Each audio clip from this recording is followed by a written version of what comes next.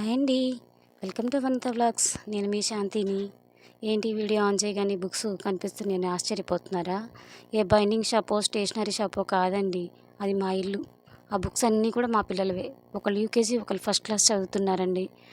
చూసారా ఎన్ని బుక్స్ ఉన్నాయో? 87 బుక్స్ ఇచ్చారు. వీటన్నింటికి నేను షీట్లు వేయాలి.